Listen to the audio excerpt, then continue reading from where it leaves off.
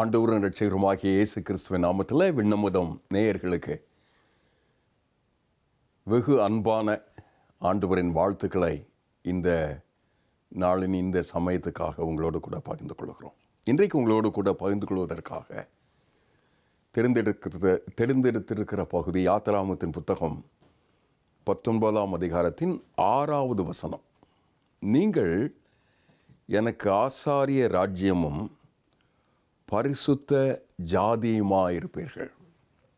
ஆண்டவர் நம்மை ஆசீர்வதித்து நம்மை அவருடைய பொக்கிஷமாக சம்பத்தாக தெரிந்தெடுத்த மனிதராக வைத்து பாவித்து உடன்படிக்கை செய்து நடத்துவதின் நோக்கமே நம்மை ஒரு வேறு பிரிக்கப்பட்ட பரிசுத்த ஜாதியாய் ஆசாரிய ராஜ்யமாய் ஒரு நோக்கு கொண்டு நம்மை உருவாக்க சித்தம் கொண்டது தான். நீங்கள் பரிசுத்த ஜாதி, வேறே இனம், வேறு பிரிக்கப்பட்டவர்கள், ஆசாரிய ராஜ்யம். என்ன அழகான வார்த்தை பாருங்கள். நான் செய்கிற வேலை வேறு வேலை. வீட்டில் இருக்கிறேன், சமையலில் இருக்கிறேன், தொழிலில் இருக்கிறேன், சந்தை வெளியில் இருக்கிறேன், பொறியியலாக இருக்கிறேன், மருத்துவராக இருக்கிறேன், பல்வேறு விதங்களில் இருக்கிறேன். ஆனால் ஆண்டவர் எனக்கு அப்படிப்பட்ட ஒரு வார்த்தையை தர முடியும்?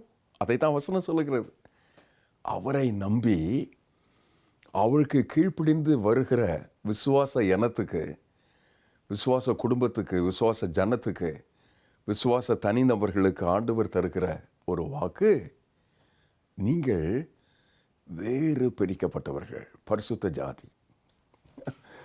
பரிசுத்தம்னு சொன்னால் நம்ம ஊரில், அதுவும் தமிழ் இனத்தில், இலங்கையிலேயோ கனடாவிலேயோ இந்தியாவிலேயோ அல்லது உலகமெங்கும் இன்றைக்கு 86 நாடுகளில் அவர்கள் வாழ்கிறார்கள். அவர்களிலேயோ இந்த தொலைக்காட்சி செய்தி சேரும்போது நம்முடைய மனதில் எத்தனையோ எண்ணங்கள் இருக்கும்.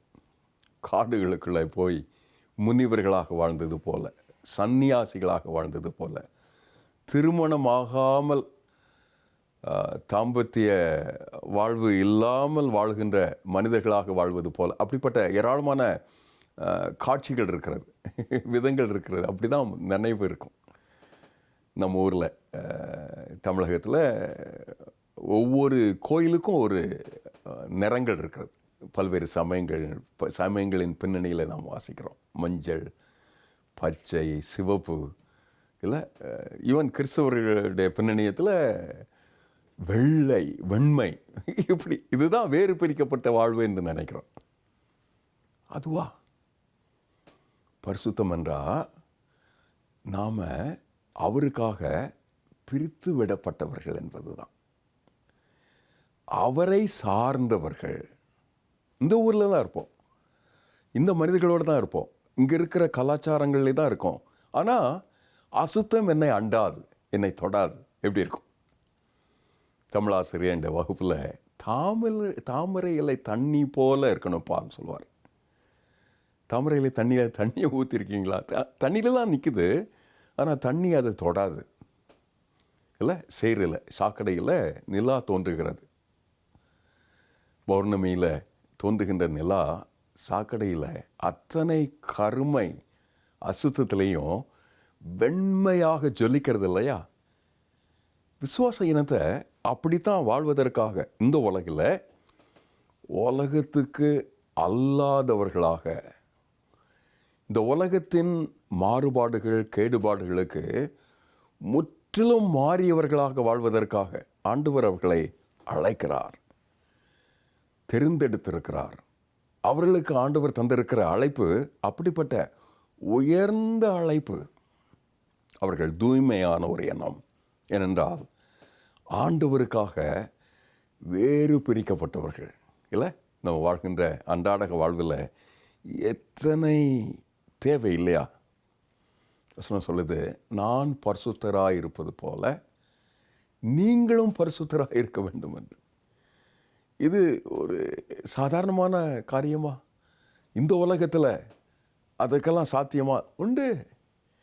ஆண்டவர் அந்த கிருபையை, அந்த சவாலை எனக்கு தந்து பிரித்தெடுத்த இனமாய், வேறு விதமாய் தெரிந்தெடுத்த இனமாய் வாழ்வதற்காக என்னை அழைத்ததுனால இருளுக்கும் ஒளிக்கும் சம்பந்தம் ஏது என்று வேதவசனம் சொல்கிறது. 1 பேதுருவில் 2ஆம் அதிகாரத்தில் இந்த பகுதியை பேதுரு என்கிற அப்போஸ்தலன் வெகு அழகாக கூறுகிறார். நீங்களோ 2:9 வாசிக்கிறேன். நீங்களோ உங்களை அந்தகாரத்தில் நின்று தம்முடைய ஆச்சரியமான ஒளிநிடத்திற்கு தம்முடைய புண்ணியங்களை அறிவிக்கும்படிக்கு தெரிந்து கொள்ளப்பட்ட சந்ததி, ராஜரீகமான ஆசாரிய கூட்டம், பரிசுத்த ஜாதி, அவருக்கு சொந்தமான ஜனம். முன்னே அப்படி இருக்கவில்லை. இப்போது நீங்கள் தேவனுடைய ஜனங்களாக இருக்கிறதுனால, இப்போதோ அவருடைய ஜனங்களாக இருப்பதனால இந்த இரக்கத்தை பெற்றிருக்கிறீர்கள். இப்போது இரக்கம் பெற்றவர்களால நீங்கள் அரதேசிகளாய் பரதேசிகளாய், பயங்கரமான வார்த்தைகள். நம்மை போன்ற ஒரு உலகம் போற்றுகின்ற பட்டணங்களில் இதை கேட்டுக்கொண்டிருப்போன்றா இது அத்தனை அழகான வார்த்தைகள். ஆனால் அவைகளிலே நம்பிக்கை கொள்ளாதபடி புற ஜாதியார் செய்வது போல, இந்த விசுவாசத்துக்குள்ளே இல்லாத மனிதர்கள் செய்வதை போல அல்லாதபடி இவரை நம்புகிறவர்களாக நாம் அக்கிரமத்தை, ஆண்டவருக்கு விரோதமான காரியங்களை, அதற்கு உகந்த கிரியைகளை செய்வதற்கு முற்றிலும் பிரித்தவர்களாய் ஆண்டவரின் சொந்த ஜனமாய் வாழ்வதற்காக அழைக்கிறார். அப்போ அழைக்கிற அழைப்பு என்ன? ஆண்டவரின் திருத்திட்டத்தில் ஒரு வித்தியாசமான வாழ்க்கை முறைக்கான அழைப்பு. அதற்கு மதிப்பீடு, தெரிந்தெடுப்பு, வாழ்வு முறை, இவைகளை எனக்குள்ளாக நான் தெரிந்தெடுத்து போற்றி பாதுகாத்து ஆண்டவரும்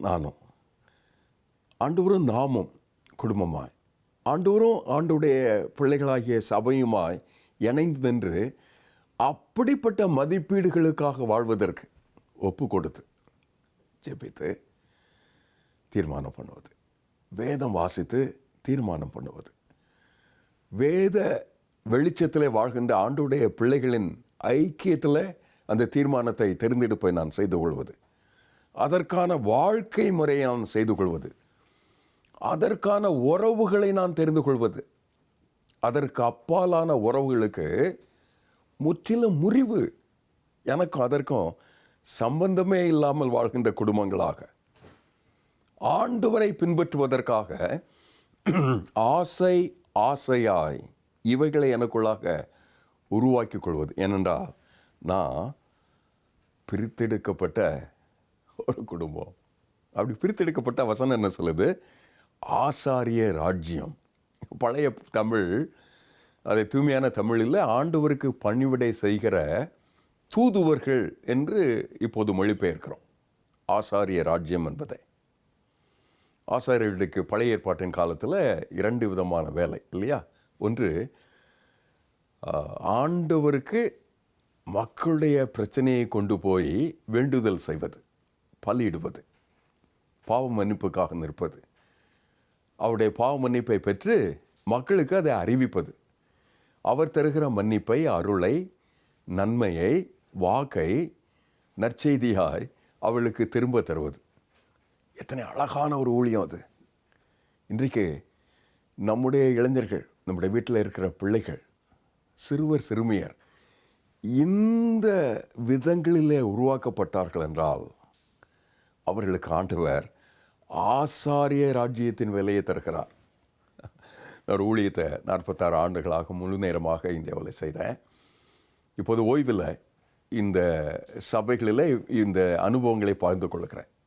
அங்கே செய்கிற அந்த ஊழியத்தில் 72 விதமான ஜபங்களை குழுக்களாக, குடும்பங்களாக, தனிநபராக, விசுவாசிகளாக செய்வோம்.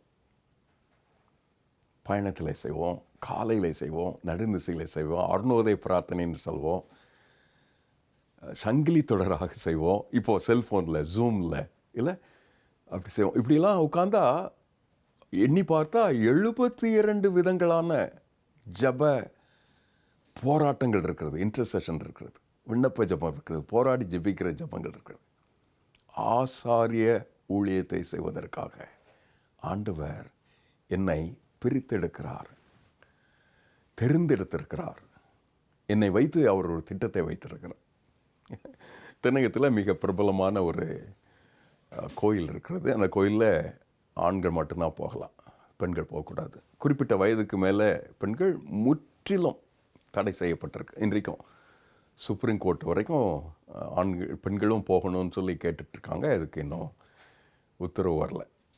இது சன் டிவி, இந்தியாவில் பாப்புலராக சொல்லப்பட்ட அந்த சன் டிவியில் வந்து நிகழ்வு. நான் வீட்டில் உட்கார்ந்து கொண்டிருக்கேன், இந்த செய்தி வருகிறது. பெங்களூர் பட்டணத்தில் இருக்கிற ஒரு கவர்ச்சிகரமான நடிகை அம்மா அந்த கற்பக்கிரகத்துக்குள்ளே நுழைந்துட்டாங்க. அதை யாரும் அவர்களுக்கு தடுக்க முடியல. ஏன்னா நடிகை வர்றாங்கங்கிறத பரவசத்தை பார்ப்பதற்காக மற்ற தடையெல்லாம் தவிர்த்து அந்த அம்மா அலோவ் பண்ணிட்டாங்க. இது மிகப்பெரிய பிரச்சனை ஆயிடுச்சு. அங்கே இருக்கிற மிகப்பெரிய மனிதர்கள், அந்த கோயிலின் தர்மகர்த்தாக்கள் நிறுத்தி கோடிக்கணக்கான ரூபாயை செலவு செய்து அந்த கற்பக்கிரகத்தை சுத்தம் செய்து சில தினங்களுக்கு பிறகு தான் மீண்டும் பக்த கோடிகள் இந்த கற்பகிரகத்தில் வந்து இந்த ஆண்டவரை தரிசிக்க முடியும் என்று சொல்லிட்டாங்க. இது சராசரி செய்தி. ஆனால் ஆண்டவர் நமக்கு இந்த வசனத்தின் வழியாக சொல்லுகிற செய்தி என்னென்னா, என்னுடைய அசுத்தம், என் இயலாத நிலை, என் பாடு, என் கண்ணீர், என்னுடைய இயலாமை, அசுத்தம் அவரை பற்றி பிடிக்காது. அவருடைய பரிசுத்தம் என்னை பற்றி பிடித்து என்னை சுத்தப்படுத்தும். எத்தனை பாக்கியம் பாருங்கள். அவற்றை மட்டும் நான் வந்து என்னை ஒப்பு கொடுத்துட்டேன்னா அவருடைய பரிசுத்தம் எனக்கு தரப்பட்டு என்னை சுத்தம் செய்கிறது. நீங்கள் யாராக இருந்தாலும் சரி, இந்த வசனத்தை இன்றைக்கு இந்த தருணத்தில் என்ன சூழலில் கேட்குறீங்களோ பரவாயில்ல, கேட்டிங்கன்னா ஆண்டோட வசனம் சொல்லுகிறது, நான் உன்னை எனக்கு வேறு பிரித்து பரிசுத்த ஜாதியாக்கி ஆசாரிய கூட்டமாக்குவேன். என்ன வேலை? பிறருக்கு அன்பை, ஆண்டவர் அருளும் மன்னிப்பை, ஒப்புரவாகுதலை, கிருபையை பகிர்ந்து கொள்வது. மக்களின் கண்ணீர் இருக்க, கவலை இருக்க, தொய்வில்லாத பிரச்சனைகள் இருக்க, சுகவீனங்கள் இருக்க, அதை எடுத்து ஆண்டுடைய சன்னிதானத்தில் ஒரு ஆசாரியரை போல, ஒரு லேவியரை போல, பணிவிடைக்காரரை போல, ஒரு சாமியாரை போல இந்த ஜபத்தில் நான் வாழ்கின்ற எல்லையில் என்னோடு பணியாற்றுகிறவர்களுக்கு நான் இந்த இயேசுவை சொல்வதற்காக அன்பு கூர்ந்து, கிருபை கூர்ந்து இந்த காரியத்தை சொல்வதற்கு எனக்கு பெரும் கிருபை இருக்கிறது. உலகெங்கும் ஆண்டவர் இப்போது செய்து நிறைவேற்றுகின்ற மகத்தான கிருபை அதுதான். என்னை கொண்டு உலகெங்கும் இருக்கிற மக்களை நேசிக்க, அவருடைய பணியில் என்னை பணிவிடைக்காரராக சேர்க்க, ஜெபிக்க, விண்ணப்பிக்க, வேண்டுதல் செய்ய, போராடி மேற்கொள்ள ஆண்டவர் அந்த கிருபையை எனக்கு அவரால் பிரித்தெடுக்கப்பட்ட இனமாக இருப்பதனால, வேறு பிரிக்கப்பட்டதுனால, பரிசுத்த இனமாக என்னை தெரிந்து கொண்டதுனால ஆண்டவர் அதை செய்கிறார். அதைத்தான் இன்றைக்கு உலகமெங்கும் இருக்கிற சபையில் எல்லாரும் ஊழியக்காரர்களாக, ஒருவர் தான் ஆசாரியர் என்று முன்னால் நிற்க வேண்டியதில்லை. பழைய ஏற்பாட்டை போல, புதிய ஏற்பாட்டில் பேதுரு அழைப்பது போல, முன்னே நீங்கள் தேவனுடைய ஜனங்களாக இருக்கவில்லை, இப்போது எங்களுடைய ஜெயவனாக இருப்பதனால அந்த காலத்தில் ஆச்சரியமான ஒளியிடத்திற்கு வரவழைத்தருடைய அவருடைய புண்ணியத்தை அறிவிக்கும்படிக்கு நம்ம எல்லாரையும் அவருடைய ஊழியத்துக்காக, பணிவிடைக்காக, சேவை செய்வதற்காக ஆண்டவர் அழைக்கிறார். நீங்கள் பரிசுத்த ஜாதி, வேறு பிரிக்கப்பட்டவர்கள். என்ன? அவருடைய பிள்ளையாக இருக்கணும். வேறு பிரிக்கப்பட்ட வாழ்க்கைக்காக உடன்படிக்கை செய்யணும். அவருடைய உடன்படிக்கை என்னோடு இருக்கும்போது என்னை அவருடைய பரிசுத்தமான பணிவிடைக்கு பணி செய்ய கட்டளை தருகிறார். ஏற்போமா?